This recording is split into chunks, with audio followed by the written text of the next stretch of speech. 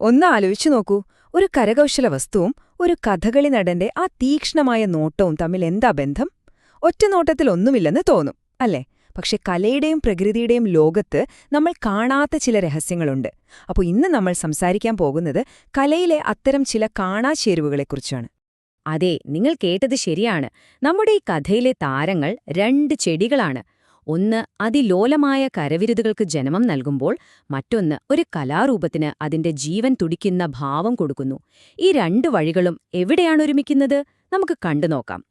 അപ്പം നമുക്ക് ആദ്യത്തെ ചെടിയിൽ നിന്ന് തന്നെ തുടങ്ങാം. ഇതിന്റെ ഏറ്റവും വലിയ പ്രത്യേകത എന്താണെന്നറിയോ? ലോകത്തിലെ തന്നെ ഏറ്റവും ഭാരം കുറഞ്ഞ തടികളിലൊന്നാണിത്. കാഴ്ചയിലൊരു സാധാരണ ചെടി, പക്ഷെ സംഗതി അങ്ങനെയല്ല. ശാസ്ത്രീയമായി ഇതിനെ എസ്കിനോമിനി ആസ്പെര എന്നു പറയും. പക്ഷേ ഇന്ത്യയിലൊക്കെ ഇതിന് ഷോലയെന്നും നമ്മുടെ നാട്ടിലെ പൊങ്ങുചെടിയെന്നുമൊക്കെയാണ് പേര്. പക്ഷേ പേരിലൊന്നുമല്ല കാര്യം, ഇതിന്റെ തടിക്കാണ് ഒരു അത്ഭുതമാണ്. അത്രയ്ക്കും ഭാരം കുറവാണിതിന്. ഇതിന്റെ ഭാരക്കുറവ് എത്രത്തോളമുണ്ടെന്ന് നിങ്ങൾക്ക് മനസ്സിലാകാൻ ഇതൊന്നു നോക്കൂ. നമ്മൾ സാധനങ്ങളൊക്കെ പൊതിയാൻ ഉപയോഗിക്കുന്ന തെർമോകോള്, അതുമായിട്ടാണ് ഇതിനെ താരതമ്യം ചെയ്തിരിക്കുന്നത്. ഒന്ന് ആലോചിച്ചു നോക്കൂ, അത്രയ്ക്ക് മൃദുവാണ്, ഭാരമേയില്ല. പ്രകൃതിയിൽ നിന്ന് കിട്ടുന്ന ഒരു വസ്തുവാണെന്നോർക്കണം. ഇതിലെ ഏറ്റവും രസകരമായ കാര്യം എന്താണെന്ന് വെച്ചാല്, നമ്മുടെ നെൽപ്പാടങ്ങളിലും ചതുപ്പിലുമൊക്കെ ഒരു പാഴ്ചെടിയായിട്ട് നമ്മൾ വെട്ടിക്കളയുന്ന ഒന്നാണിത്. അതേ ചെടി കൊണ്ടാണ് ഇത്ര മനോഹരമായ സാധനങ്ങളൊക്കെ ഉണ്ടാക്കുന്നത്. അമ്പലങ്ങളിലെ അലങ്കാരങ്ങൾ മുതൽ പണ്ട് ബ്രിട്ടീഷുകാരുപയോഗിച്ചിരുന്ന ആ സോളാർ തൊപ്പികളില്ലേ, അതും ഉണ്ടാക്കിയിരുന്നത് ഇതിൽ നിന്നാണ്. ശരി, അപ്പോ ഈ കരകൗശല വസ്തുക്കളൊക്കെ കൊള്ളാം. പക്ഷേ ഇതിന് ഇത്രയും ഗാംഭീര്യമുള്ള ഈ കഥകളി രൂപവുമായിട്ട് എന്താ ബന്ധം, അല്ലേ? ആ ചോദ്യത്തിലേക്കാണ് നമ്മളിനി പോകുന്നത്. ഇവിടുന്നാണ് നമ്മുടെ കഥ രണ്ടാം ഘട്ടത്തിലേക്ക് കടക്കുന്നത്. ആ ചോദ്യത്തിന്റെ ഉത്തരം ഒളിഞ്ഞിരിക്കുന്നത് നിറങ്ങളുടെയും ചമയങ്ങളുടെയും ഒരു വലിയ ലോകത്താണ്. അതെ, നമ്മൾ പോകുന്നത് കഥകളിയുടെ ലോകത്തേക്കാണ്. കഥകളി, ആ പേരിൽ തന്നെയുണ്ട് എല്ലാം. കഥയും കളിയും ചേർന്ന കല. ഇതൊരു വെറും ഡാൻസ് അല്ല കേട്ടോ. നമ്മുടെ പുരാണ കഥകൾക്ക്, കഥാപാത്രങ്ങൾക്ക് സ്റ്റേജിൽ ജീവൻ കൊടുക്കുന്നൊരു കലാരൂപമാണിത്. കഥകളിയിലെ ഏറ്റവും അത്ഭുതപ്പെടുത്തുന്നൊരു കാര്യം എന്താണെന്നോ? ആർട്ടിസ്റ്റുകൾ ഒരക്ഷരം പോലും മിണ്ടില്ല. പിന്നെങ്ങനെയാ കഥ പറയുന്നത്?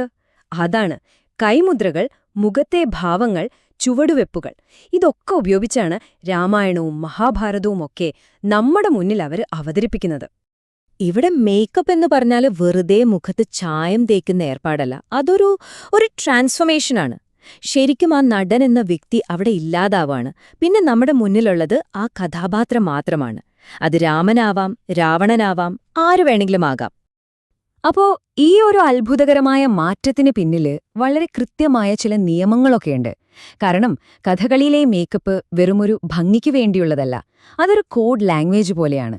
ഓരോ നിറമും കഥാപാത്രത്തെക്കുറിച്ച് നമ്മളോട് ചിലത് പറയും.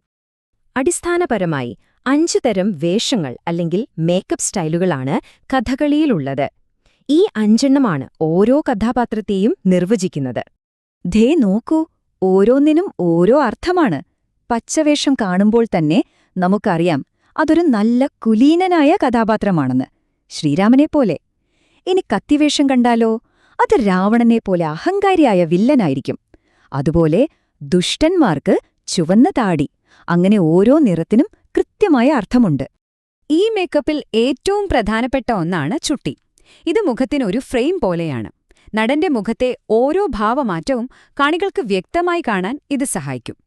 ഇത് തേച്ചൊരുക്കുന്നത് അത്ര എളുപ്പമുള്ള പണിയല്ല. മണിക്കൂറുകൾ വേണം ഒരു ചുട്ടിക്കാരന് ഇത് പൂർത്തിയാക്കാൻ. ഓക്കെ, ഇനി നമുക്ക് കഥകളിയിലെ ഏറ്റവും ആകർഷകമായ, എന്നാൽ ഒരുപാട് പേർക്ക് സംശയമുള്ള ഒരു കാര്യത്തിലേക്ക് വരാം.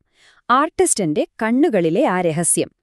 പലരും അത്ഭുതത്തോടെ ചോദിക്കാറുണ്ട്, ഈ കഥകളി നടന്മാരുടെ കണ്ണുകൾക്ക് എങ്ങനെയാണ് ഇത്രയും ചുവപ്പു നിറം വരുന്നത്?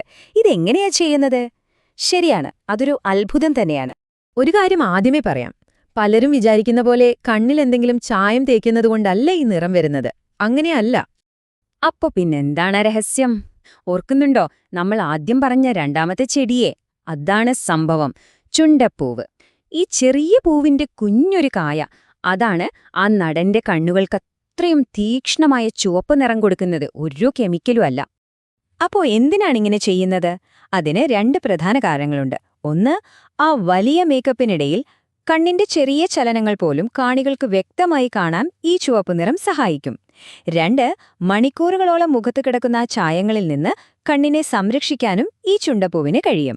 അപ്പൊ കണ്ടില്ലേ, തുടക്കത്തിൽ ഒരു ബന്ധവുമില്ലെന്ന് നമ്മൾ കരുതിയ ആ 2 ചെടികളുടെയും കഥകൾ ഇവിടെ ഒരുമിക്കുകയാണ്. കലയിൽ പ്രകൃതി എത്ര മനോഹരമായാണ് അതിന്റെ പങ്ക് വഹിക്കുന്നതെന്ന് നോക്കൂ. ഒന്നാലോചിച്ചു നോക്കൂ, പൊങ്ങുചെടി കലയ്ക്ക് അതിന്റെ ശരീരവും രൂപവും കൊടുക്കുന്നു. അതേസമയം ചുണ്ടപ്പൂവാണെങ്കിലോ കലയുടെ ആത്മാവായ ഭാവത്തിന് ജീവൻ കൊടുക്കുന്നു. രണ്ടും പ്രകൃതി കലയ്ക്ക് നൽകുന്ന സമ്മാനങ്ങളാണല്ലേ? അപ്പോ ഇത് നമ്മളെ ഒരു ചിന്തയിലേക്ക് കൊണ്ടുപോകുന്നുണ്ട്. നമ്മൾ എന്നും കാണുകയും ആസ്വദിക്കുകയും ചെയ്യുന്ന കലകളുടെയൊക്കെ പിന്നിൽ ഇതുപോലെ എത്രയെത്ര പ്രകൃതിയുടെ രഹസ്യങ്ങൾ ഒളിഞ്ഞിരിപ്പുണ്ടാകും, അല്ലേ? എന്തായാലും അടുത്ത തവണ ഒരു കലാരൂപം കാണുമ്പോൾ അതിന്റെ പിന്നിലെ ഇതുപോലെയുള്ള കാണാചേരുവകളെക്കുറിച്ചും നമുക്കൊന്ന് ഓർത്തുനോക്കാം.